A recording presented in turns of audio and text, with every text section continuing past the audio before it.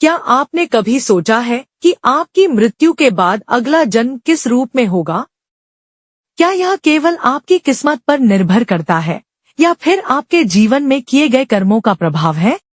यह वीडियो आपको विष्णु पुराण, गीता और अन्य पुराणों से उन अद्भुत संदेशों को समझाएगा जो आपको बताने में मदद करेंगे कि कैसे आपके कर्म और मानसिक स्थिति आपका अगला जन्म तय करते हैं।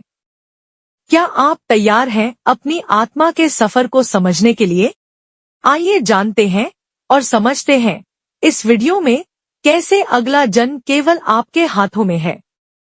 इस वीडियो को अंत तक देखना न भूलें।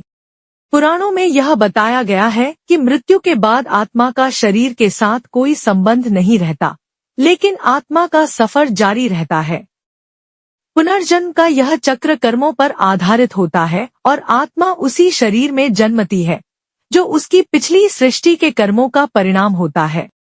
विष्णु पुराण में राजा जड़भरत की कथा एक प्रमुख उदाहरण है, जिससे यह समझा जाता है कि एक व्यक्ति किस प्रकार अपने मृत्यु के समय की मानसिक स्थिति के कारण अगला जन्म प्राप्त करता है।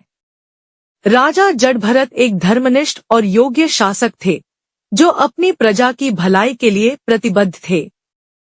लेकिन एक दिन जब वह स्नान कर रहे थे, एक हिरणी सिंह के भय से भागते हुए नदी में कूद पड़ी और वहीं गर्भवती हो गई।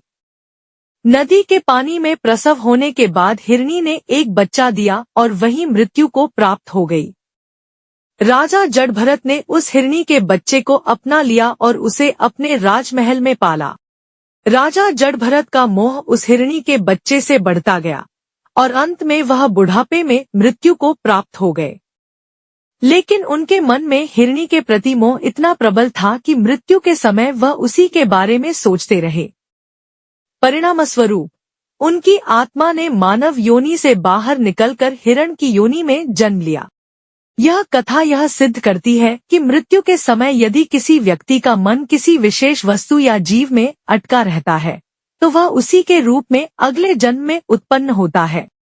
गर्भ पुराण में बताया गया है कि हर जन्म एक कारण से होता है।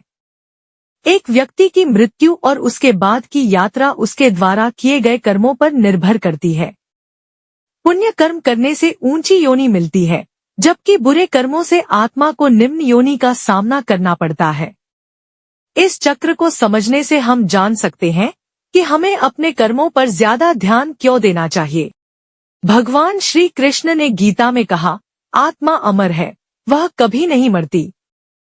जब शरीर का अंत होता है तो आत्मा एक शरीर से दूसरे शरीर में यात्रा करती है। इस सिद्धांत को समझाने के लिए कृष्ण ने उदाहरण दिया कि जैसे हम पुराने कपड़े बदलते हैं, वैसे ही आत्मा पुराने शरीर को छोड़कर नया शरीर प्राप्त करती है। गीता के अनुसार हम जो जीवन भर सोचते हैं और करते हैं, वही मृत्यु के समय हमारे मन में सबसे प्रमुख होता है। और किसी अन्य वस्तु, स्थान या व्यक्ति पर ध्यान लगता है तो आत्मा उसी के रूप में अगले जन्म में उत्पन्न होती है। आत्मा का पुनर्जन्म कर्मों के आधार पर होता है और व्यक्ति मृत्यु के समय जिस भावना से भरा रहता है, उसी भाव से उसे अगले जन्म में नई योनि प्राप्त होती है। हमें अपने कर्मों और मानसिक स्थिति पर ध्यान देना चाहिए ताकि हम जीवन के अंतिम उद्देश्य, मोक्ष को प्राप्त कर सकें। अगर वीडियो पसंद आई हो तो इसे लाइक और शेयर करें। चैनल को सब्सक्राइब करना न भूलें ताकि हमारी हर नई वीडियो आप तक सबसे पहले पहुंचे। धन्यवाद।